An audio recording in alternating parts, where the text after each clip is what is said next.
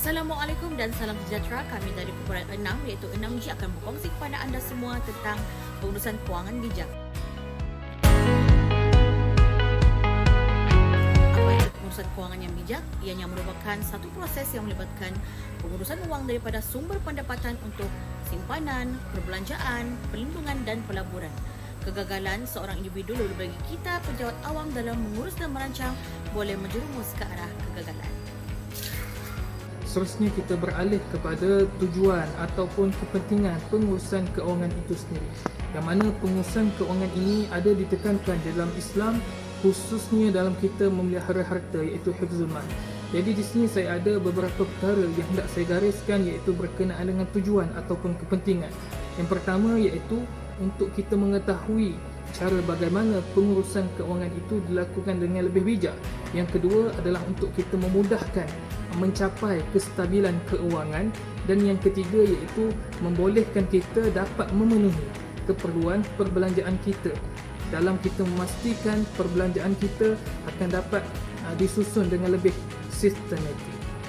Ini saya ingin kongsikan satu tips yang berguna bagaimana menguruskan perbelanjaan ataupun kewangan dengan bijak dan baik. So tips yang pertama ialah ketepikan kehendak, utamakan keperluan.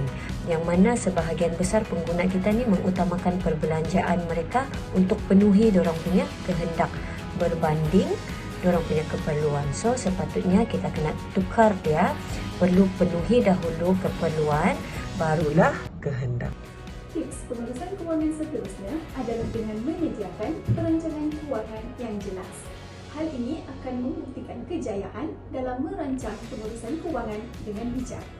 Bukan itu sahaja, setiap individu perlulah mengkaji semula perancangan kewangan dengan menyenaraikan perbelanjaan seperti 50% komitmen, 30% keperluan dan 20% simpanan.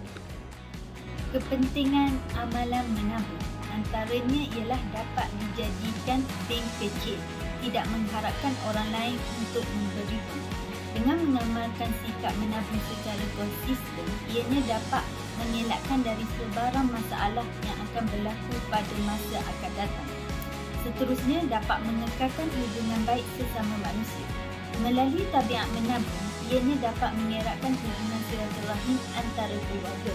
Perkara ini dapat dibuktikan dengan berkongsi wang simpanan pada masa yang diperlukan. Amalan menabung dapat dijadikan sebagai teladan baik pada anak-anak. Sehubungan dengan itu, amalan menabung dalam kalangan anak-anak dapat menyemai rasa nilai berjimat-jimat dan juga bertanggungjawab kepada diri sendiri. Antara amalan menabung dalam kehidupan kita adalah dengan membuat tabungan atau wang simpanan, kita dapat menggunakan wang tersebut jika berlaku hal kecemasan.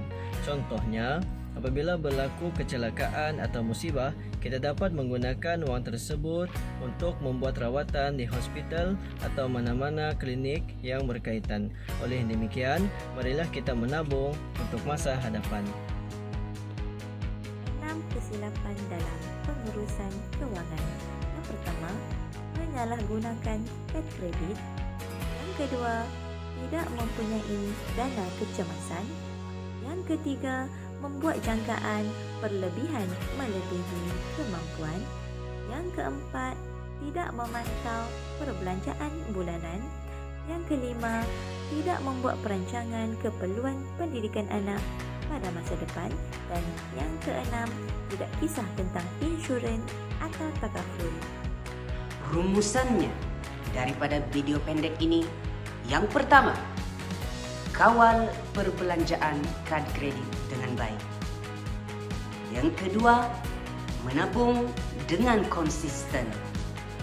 Dan yang ketiga, hindari hutang yang tidak perlu. Sekian daripada kumpulan kami. Wabillahi taufiq wal hidayah. Wassalamualaikum warahmatullahi wabarakatuh. Terima kasih.